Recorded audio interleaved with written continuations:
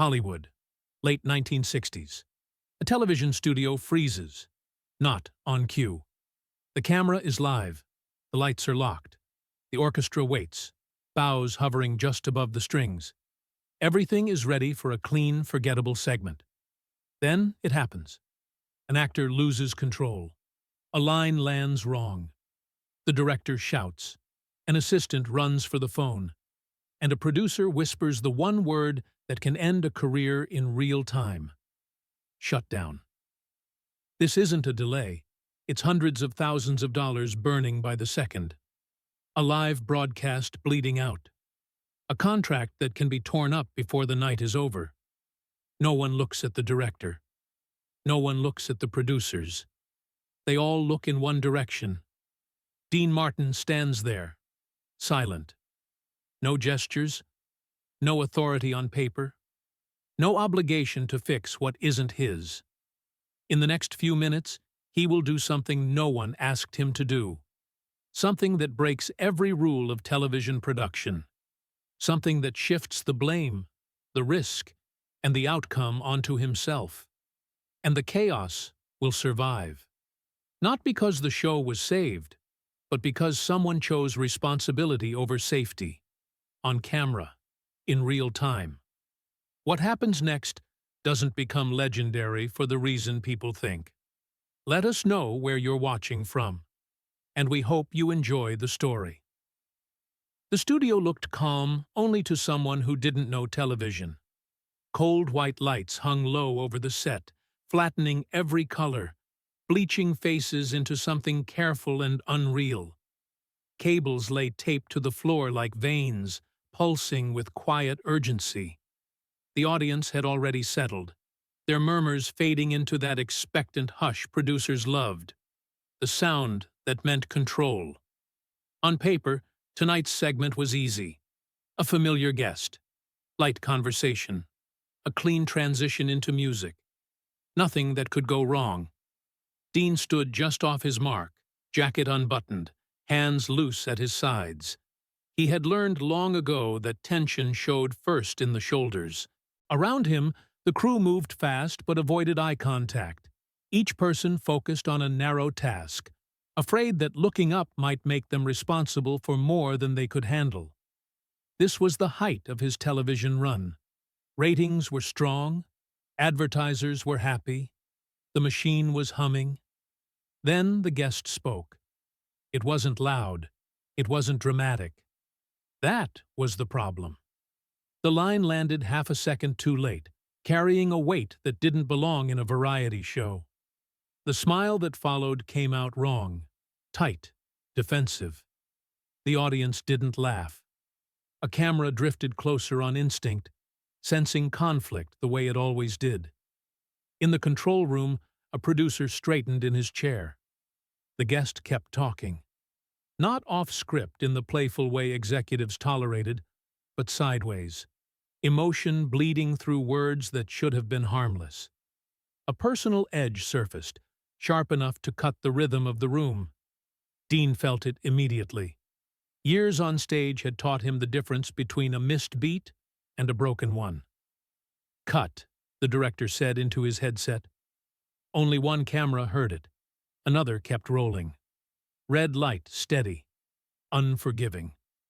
The orchestra froze, unsure whether to follow the score or the air in the room.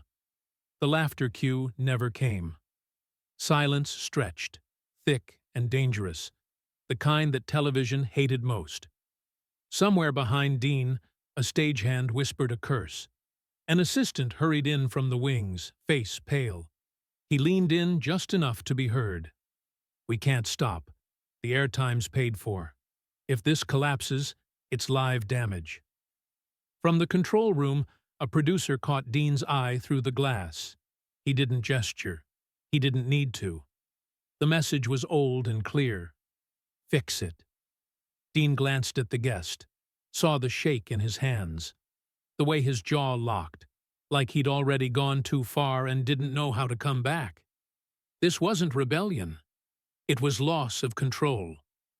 The director's voice rose again, sharper now, angry. "We're cutting. Dean, step back."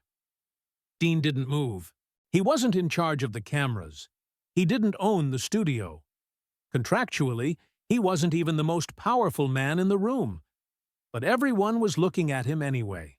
The musicians, the floor manager, the audience who sensed something real slipping through the cracks. The lights hummed. The red camera light stayed on. For a brief moment, Dean felt the weight of it settle fully. The sponsors, the network, the unspoken rule that nothing human was allowed to interfere with a clean broadcast. If he followed the signal, the scene would die awkwardly and be buried in editing. If he didn't, the consequences would ripple far beyond one night. The guest swallowed hard, searching for the next line and finding nothing. Dean took a breath. Not to perform, to decide. Dean stepped forward before anyone could stop him. The movement was small, almost casual, but on a television set, nothing was neutral. A body crossing a mark rewrote the scene. The director's voice spiked in the headsets again, sharper now, edged with panic. But Dean didn't acknowledge it. He didn't look toward the cameras or the control room. He looked only at the man beside him. Up close, the damage was clearer. The guest's eyes were glassy, unfocused, as if he'd already retreated somewhere quieter. His breath came shallow, uneven. Whatever had slipped out moments ago wasn't meant for an audience. It was something unfinished, something that had been waiting too long for a place to land. Dean spoke softly. Not a punchline, not a rescue laugh. "Take a second," he said, voice steady, pitched lower than usual. "We've got time." Time was the one thing television never had. The audience shifted, unsure whether they were witnessing a mistake or a choice. The silence didn't break. It changed shape. It became intentional. A camera operator hesitated, then slowly adjusted the frame, drawn toward the intimacy of the moment. No one had ordered him to. He just knew. Dean didn't fill the space. He let it sit. That, more than anything, unsettled the room. The guest exhaled, a long breath he'd been holding since before he walked on stage. His shoulders dropped slightly. The defensive smile faded, replaced by something unguarded and raw. He nodded once, not to the cameras, but to Dean. In the pit, the bandleader lifted his hand. No cue had been given. No chart matched what was happening. Still, the orchestra understood. A soft progression crept in, barely there, just enough to anchor the air. It wasn't performance. It was support. Dean shifted his posture, angling his body toward the guest, subtly closing the set off from the audience. He wasn't hosting now. He was listening. "You don't have to be clever," Dean said. "Just be here." Every rule said this was wrong. If the guest froze, it would be dead air. If he broke down, the network would never forgive it. If Dean misjudged even one beat, the scene would become a liability instead of a moment. There would be no editing safety net, no clean fix in post-production. The guest's voice cracked when he answered. Not with a joke, not with a rehearsed line. With the truth, unpolished and incomplete. He spoke slowly, choosing words like they might fall apart if rushed. The audience didn't interrupt. They leaned in. Dean didn't interrupt either. He nodded once, just enough to say, "Go on." Something shifted then. Not loudly, not dramatically, but decisively. The guest straightened, finding footing he hadn't expected. The tension that had been choking the room loosened, replaced by a fragile calm. Respect had done what pressure couldn't. In the control room, no one spoke. The director lowered his hand, headset forgotten. This wasn't the show they had planned, but it was the show that was happening, and stopping it now would do more harm than letting it breathe. Dean finally glanced toward the camera, not to play to it, but to acknowledge its presence, to keep it from becoming intrusive. His face didn't sell the moment. It protected it. For the first time since the derailment began, the scene moved forward again. Not because it had been saved, because it had been allowed. The final note faded without applause at first. Not because the audience didn't feel it, but because they weren't sure they were allowed to.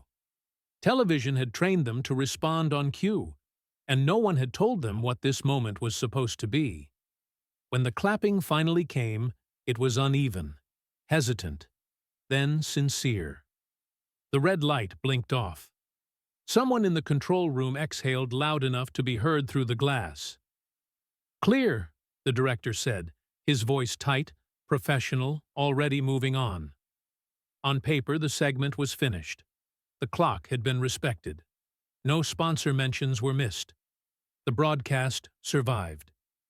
Backstage, that was where the truth waited. Dean walked off the set without speaking, loosening his tie as he went. The corridor behind the stage felt narrower than usual, stripped of the audience's warmth. Crew members avoided him, not out of anger, but uncertainty. No one knew whether he was about to be praised or blamed, and in television, guessing wrong could cost you work. A producer caught up to him near the dressing rooms. His smile didn't reach his eyes. "That can't happen again," he said quietly, already choosing words that would protect him later. "You stepped outside protocol." Dean nodded once. No argument. No defense. Down the hall, two men in suits stood murmuring, legal pads tucked under their arms. One of them glanced up as Dean passed, already calculating liability. Nothing dramatic was said. That made it worse. The phrase "we'll discuss this" hung in the air, unfinished and heavy. Dean closed his dressing room door behind him and leaned against it for a moment, listening to the muffled activity outside. The room smelled faintly of makeup and stale cologne. The mirror lights hummed softly, indifferent to what they reflected. A knock came sooner than expected. It wasn't a producer. The guest stood there, hands clasped tightly, eyes clearer now but ringed with exhaustion. He didn't smile. He didn't thank Dean. He stepped inside and shut the door carefully, as if afraid of being overheard. "I didn't plan that," he said, voice low. "Any of it." Dean gestured toward the chair. The guest sat, then leaned forward, elbows on his knees, like a man confessing to something that had already happened. "I almost didn't come out tonight," he continued. "I shouldn't have. I've been off. Longer than anyone knows." He paused, swallowing hard. "When you stepped in, it wasn't relief I felt. It was permission." The words settled heavily between them. Dean listened without interrupting, his expression unchanged, though his eyes had sharpened. He understood now what he'd stepped into. Not a bad segment, but a breaking point. "If you'd cut it," the guest said quietly, "I would have walked out thinking I proved what they all suspect, that I'm a problem." Dean didn't respond right away. He knew what was being offered here. Gratitude, yes, but also context that reframed the risk he'd taken. The scene hadn't just threatened a broadcast. It had intercepted something far more fragile. "You don't owe me anything," Dean said finally. "Not an explanation. Not a story." The guest nodded, though his shoulders sagged with the weight of what remained unsaid. As he stood to leave, he hesitated. "They're going to come down on you for this." Dean gave a small, almost imperceptible smile.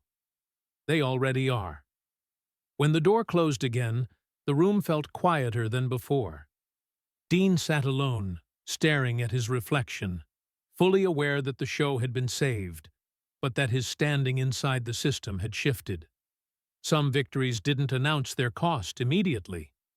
This one already had. The episode aired without warning anyone what it truly was. Viewers at home saw a pause they couldn't quite explain, a softness that didn't match the era's polished rhythm. It felt unscripted, but not sloppy. Honest, but not indulgent. Letters began arriving within days, handwritten, careful, from people who said they hadn't expected to feel anything from a late-night variety hour, and somehow had. Critics called the segment unexpectedly human, then moved on. No one mentioned the fracture beneath it. Inside the building, the temperature dropped. Dean noticed it first in small ways. Meetings happened without him. Decisions were announced, not discussed. A new rundown appeared on his desk one afternoon, already finalized, his notes nowhere requested. No confrontation came. No reprimand was delivered. The silence was deliberate, precise. Isolation as policy. He showed up on time, hit his marks, delivered exactly what was asked. Nothing more, nothing less. The crew mirrored the shift instinctively, still respectful, still professional, but careful now, as if proximity carried risk. Dean didn't push back. He observed. One afternoon, an older network executive asked him to walk the lot. A man from the early days of television, when live mistakes couldn't be hidden and reputations were made by how you handled them. They moved slowly, past sound stages that smelled of dust and hot cables. "You embarrassed the system," the man said finally, without accusation. Dean stopped, waited. "You didn't break rules," the executive continued. "You showed that they weren't enough." He glanced at Dean. "That makes people nervous." Dean nodded. He already knew. "They won't fire you," the man added. "That would look like punishment. They'll narrow your space instead. Less input, less risk." A pause. "You did the right thing. But understand this. Right doesn't always survive structure." Back in the studio, a producer pulled Dean aside. Friendly tone, firm message. "We're tightening things up," he said. "No surprises, no personal calls on air. One more deviation like that, and the show becomes a question mark. Ratings won't save it." Dean listened without reacting. That night, applause still filled the room. Laughter still came on cue. From the outside, nothing had changed. From the inside, he felt the walls closing. Not violently, but methodically. He didn't argue his case, didn't justify himself. He understood now that defense would be read as defiance. Instead, he did what unsettled them most. He waited.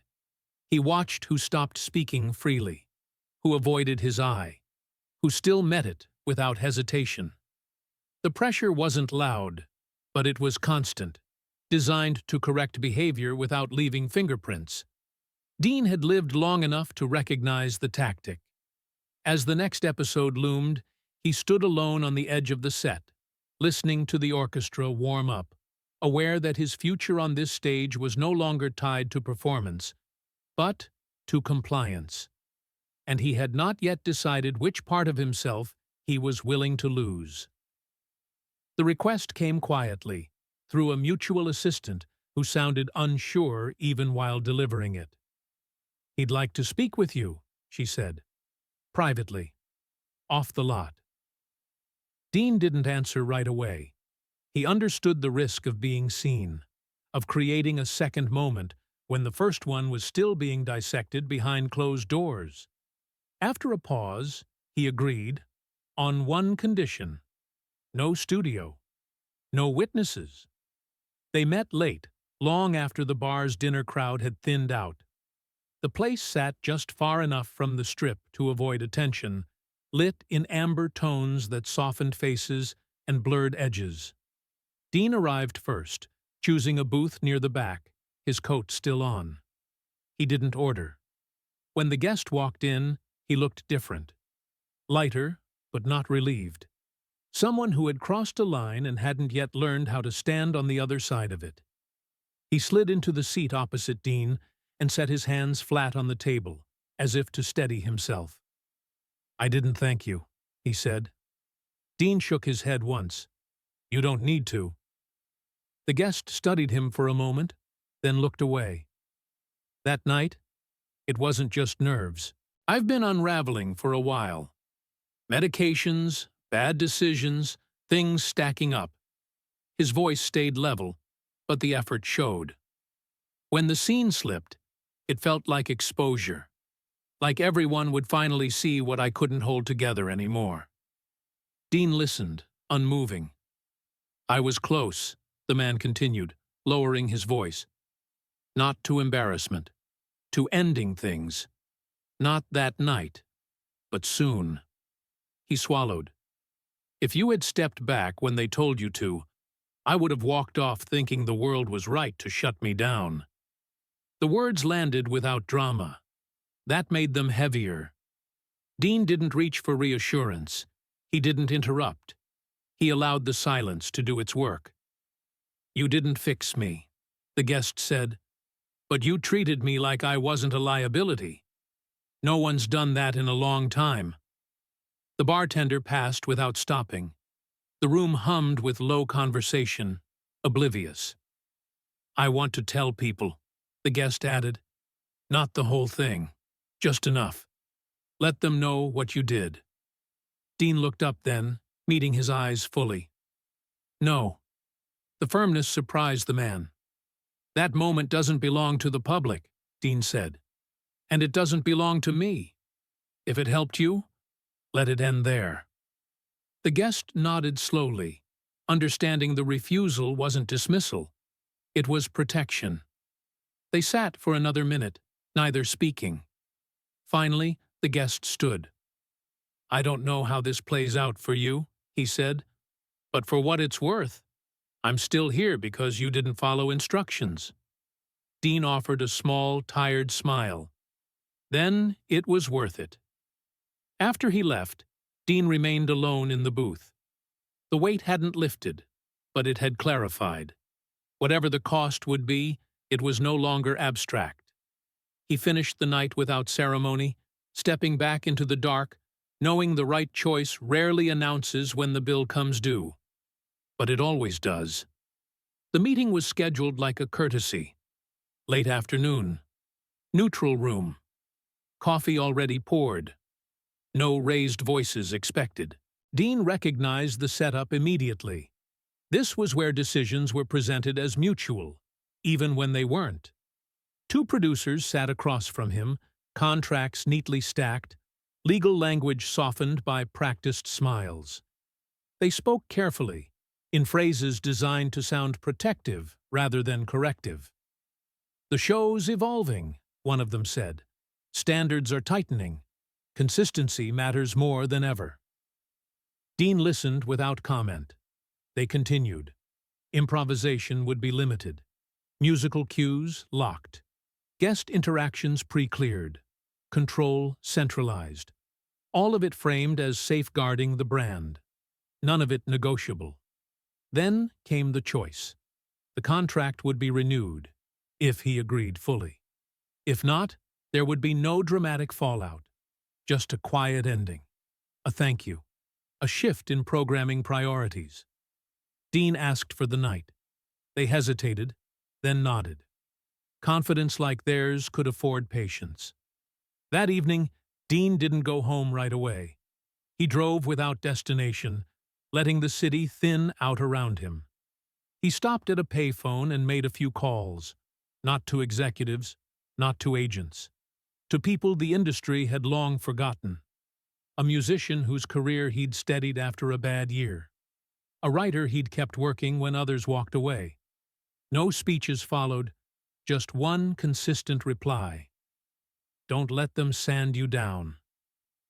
The night passed quietly. By morning, his decision was already settled. Back in the room, Dean took the pen when it was offered. He signed, not everything. He accepted the structure, the limits, the formal loss of influence. Then he did something they hadn't prepared for. He slid the contract back and spoke calmly. I'll take less. They looked up. Less money, he clarified. Less control. Fewer guarantees. The The room shifted. It made no sense inside their logic. Punishment relied on leverage. Compliance required desire. Dean had removed both. He wasn't resisting. He was releasing. The lawyers exchanged glances. This wasn't defiance. It was uncontainable. They accepted. They had no reason not to. Dean stood, shook hands, and left without ceremony. No victory, no defeat. Just a narrowing path walked deliberately.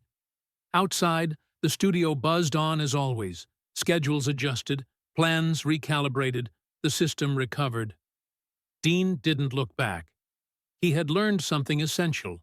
Control wasn't held by tightening your grip, but by knowing exactly what you were willing to let go of.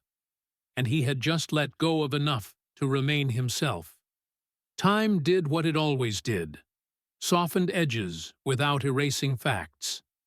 The episode lived on in fragments. A clip replayed on late-night retrospectives. A pause dissected by younger hosts who called it natural charisma. Film students pointed to it as proof that some performers simply felt the room better than others. No one asked how close it had come to collapse. No one looked for the fracture lines beneath the polish. Dean never corrected them. The show continued, altered but intact. His presence remained steady, quieter in influence, unchanged in tone. The industry moved on to newer urgencies, fresher faces. That night became a footnote, respected, unexamined. Years later, the truth surfaced by accident. A mutual acquaintance mentioned a name over coffee, casually, without knowing its weight. A former actor. Left the business. Moved somewhere small. Still alive. Very deliberately so. Married? Ordinary days? No headlines? Dean listened without reacting. The confirmation didn't come with gratitude attached. No letter, no call, nothing tying the outcome back to him in any formal way. Just a simple fact, delivered without ceremony. The man had stepped away before the edge took him. That was enough. One evening, not long after, Dean sat alone in a quiet room, lights low, no audience waiting. A television played silently across the room, replaying an old broadcast. He didn't watch himself. He watched the space between moments, the hesitation, the choice no one could see being made. He turned the screen off. There were awards in the house, photographs, proofs of a life spent under lights. None of it held his attention. His hands rested calmly on the arms of the chair, still strong, steady. He spoke then, not for memory, not for legacy, just to the room. That was the job. Not entertainer, not star, witness. He had learned that the most decisive acts in his career never happened at center stage.